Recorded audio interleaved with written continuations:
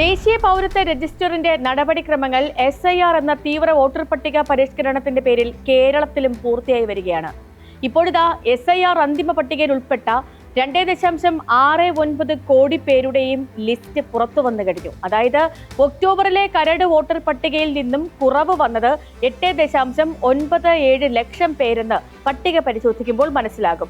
കാര്യമായ പ്രതിഷേധങ്ങൾ ഇല്ലാതെ നടപടിക്രമങ്ങൾ തുടരുമ്പോഴാണ് പൗരത്വ ആശങ്കകൾക്ക് പരിഹാരമായി സംസ്ഥാനത്ത് നേറ്റിവിറ്റി കാർഡ് കൊണ്ടുവരുമെന്ന മുഖ്യമന്ത്രി പിണറായി വിജയന്റെ പ്രഖ്യാപനം എത്തുന്നത്.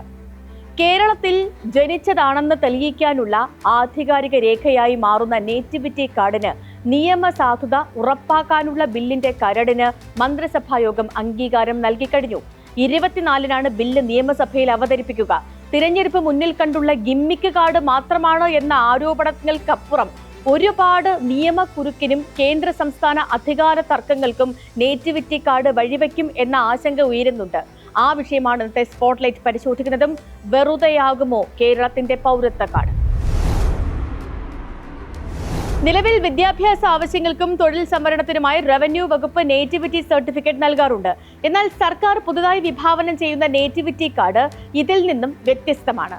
കേരളീയർക്ക് മാത്രമായി ഒരു പ്രത്യേക ഡിജിറ്റൽ തിരിച്ചറിയൽ രേഖ നൽകുക വഴി സംസ്ഥാനത്തെ ക്ഷേമ പദ്ധതികൾ കൃത്യമായി അർഹരിലേക്ക് എത്തിക്കുക എന്നതാണ് സർക്കാർ ഉയർത്തുന്ന വാദം. പൗരത്വം തെളിയിക്കൽ സംബന്ധിച്ച ഭീതി ഒഴിവാക്കൽ കൂടിയാണ് നേറ്റിവിറ്റി സർട്ടിഫിക്കറ്റിനെ കാർഡാക്കി നിയമ പിൻബലത്തോടെ പ്രത്യേകമായി അവതരിപ്പിക്കുന്നതെന്നും മുഖ്യമന്ത്രി വ്യക്തമാക്കി കഴിഞ്ഞു.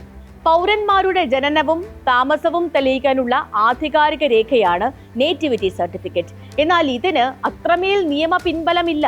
അതിനാൽ നിയമ പിൻബലമുള്ള രേഖ തയ്യാറാക്കുക എന്ന ലക്ഷ്യം കൂടി ഇതിന് പിന്നിലുണ്ട്. കൂടാതെ ഉപയോഗത്തിലെ സൗകര്യവും സർക്കാർ പരിഗണിക്കുന്നുണ്ട്. നേറ്റിവിറ്റി കാർഡ് ആദ്യമായി നടപ്പാക്കുന്ന സംസ്ഥാനമാണ് കേരളം. ഇതിന് മുൻ മാതൃകയില്ല. NPR-നെ കുറിച്ച് നേരിട്ട് പറയുന്നില്ലെങ്കിലും പൗരത്വത്തിനുള്ള നിർണായക രേഖയായി നേറ്റിവിറ്റി കാർഡ് മാറ്റിയെടുക്കാനാണ് ശ്രമം നടക്കുന്നത്. കേരളത്തിലെ സ്ഥിരതാമസക്കാർക്കായി പ്രത്യേക നേറ്റിവിറ്റി കാർഡ് നൽകാനുള്ള സർക്കാർ തീരുമാനം വലിയ രാഷ്ട്രീയ നിയമ ചർച്ചകൾക്ക് വഴി തുറന്നു കഴിഞ്ഞിട്ടുണ്ട്. ഒരു സംസ്ഥാനത്തിന് ഇത്തരമൊരു കാർഡ് ഏർപ്പെടുത്താൻ അധികാരമുണ്ടോ എന്നും ഇത് ഇന്ത്യൻ ഭരണഘടന വിഭാവനം ചെയ്യുന്ന ഏക പൗരത്വം എന്ന സങ്കല്പത്തിന് വിരുദ്ധമാണോ എന്നുമുള്ള ചോദ്യങ്ങൾ പ്രസക്തമാണ്. കേന്ദ്ര സർക്കാരുമായി നേരിട്ടുള്ള നിയമ പോരാട്ടത്തിനുള്ള സാധ്യതയും നേറ്റിവിറ്റി കാർഡ് തുറന്നിട്ടേക്കും. സംസ്ഥാനം നിയമം പാസാക്കിയാലും നേറ്റിവിറ്റി കാർഡിനുള്ള ബില്ല് ഗവർണർ അംഗീകരിക്കുമെന്നതിൽ ഉറപ്പില്ല. ദേശീയ തിരിച്ചറിയൽ കാർഡ് എന്നത് പൗരത്വ നിയമം മുന്നോട്ട് വയ്ക്കുമ്പോൾ നേറ്റിവിറ്റി കാർഡിന് കേന്ദ്ര അംഗീകാരവും നിയമസാധുതയും ലഭിക്കുമോ എന്നതാണ് ആശങ്ക. കൂടാതെ ആധാർ കാർഡ് പോലും പൗരത്വം തെളിയിക്കാനുള്ള രേഖയായി അംഗീകരിച്ചിട്ടുമില്ല. പൗരത്വം ദേശീയ വിഷയമായതിനാൽ അത് സംബന്ധിച്ച് കേന്ദ്ര സർക്കാർ തീരുമാനങ്ങളെ സ്വാധീനിക്കാനോ മറികടക്കാനോ സംസ്ഥാന സർക്കാരിന് സാധിക്കുമോ എന്ന് നിയമപരമായ ചോദ്യങ്ങളും ഉയരുന്നുണ്ട്. നേറ്റിവിറ്റി കാർഡ് നടപ്പാക്കുമെന്ന മുഖ്യമന്ത്രിയുടെ പ്രഖ്യാപനം അപകടകരമായ വിഘടനവാദ രാഷ്ട്രീയമെന്നായിരുന്നു BJP സംസ്ഥാന പ്രസിഡന്റ് രാജീവ് ചന്ദ്രശേഖറിന്റെ പ്രതികരണം. കേരളത്തിലെ ജനങ്ങൾക്ക് പ്രത്യേക തിരിച്ചറിയൽ കാർഡ് നൽകാനുള്ള നീക്കത്തെ നിയമപരമായി നേരിടുമെന്ന് BJP വ്യക്തമാക്കി കഴിഞ്ഞു. ഇന്ത്യൻ ഭരണഘടനയുടെ ആർട്ടിക്കിൾ 5 മുതൽ 11 വരെ പൗരത്വത്തെക്കുറിച്ച് പ്രതിപാദിക്കുന്നുണ്ട്. ഇന്ത്യയിൽ ഏക പൗരത്വം മാത്രമാണുള്ളത്. അമേരിക്കയെ പോലെ സംസ്ഥാനങ്ങൾക്ക് പ്രത്യേക പൗരത്വം നൽകാൻ ഇന്ത്യയിൽ അധികാരമില്ല. ഒരു സംസ്ഥാനം സ്വന്തം നിലയിൽ പൗരന്മാരെ തരംതിരിക്കാൻ ശ്രമിക്കുന്നത് ഭരണഘടനാപരമായ വെല്ലുവിളി ഉയർത്താമെന്ന് നിയമവിദഗ്ധർ ചൂണ്ടിക്കാട്ടുന്നു. ഭരണഘടനയുടെ ആർട്ടിക്കിൾ 19-ൽ 1E പ്രകാരം ഇന്ത്യയിലെ ഏതു ഭാഗത്തും താമസിക്കുവാനും സ്ഥിരതാമസിക്കുവാനും പൗരന് അവകാശമുണ്ട്.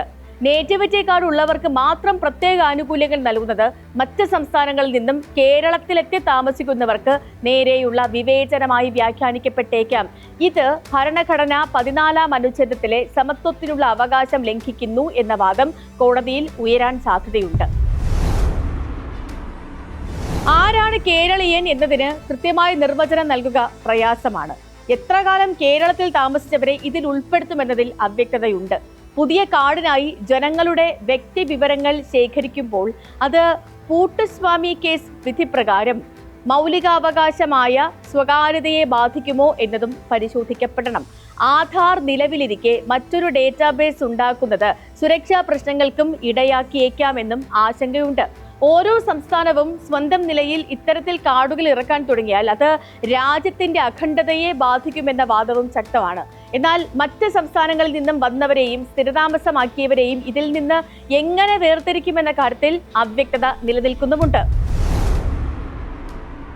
ഒരു വിഭാഗം ജനതയെ അപരവൽക്കരിക്കുന്ന ദേശീയ പൗരത്വ രജിസ്റ്ററിനെതിരെ ഓരോ സംസ്ഥാനത്തും പ്രതിഷേധം ഉയർന്നു വരേണ്ടതുണ്ട്. അതേസമയം നേറ്റിവിറ്റി കാർഡ് യാഥാർത്ഥ്യമാക്കുക മലയാളി എന്നും ഇതര മലയാളി എന്നും വേർതിരിച്ചുള്ള മറ്റൊരു രീതിയിലെ അപരവൽക്കരണം തന്നെയാണ്. അതായത് നേറ്റിവിറ്റി കാർഡ് എന്നത് വെറുമൊരു സേവന രേഖ എന്നതിലുപരി ഒരു അപരവൽക്കരണ ഉപാധിയായി മാറുമോ എന്ന ആശങ്ക പരിഹരിക്കപ്പെട്ടേ മതിയാകൂ. ഒരു വിഭാഗം ജനതയുടെ ഭരണഘടനാപരമായ അവകാശം ഈ കാർഡിലൂടെ ഹനിക്കപ്പെടുമെങ്കിൽ അതും എതിർക്കപ്പെടേണ്ടതുണ്ട്.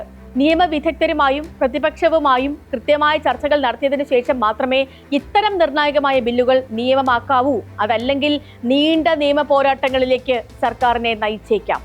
ഇന്നത്തെ സ്പോട്ട്ലൈറ്റ് സമാപിക്കുന്നു. നാളെ മറ്റൊരു വിഷയവുമായി വീണ്ടും ഇതേ സമയം. നമസ്കാരം.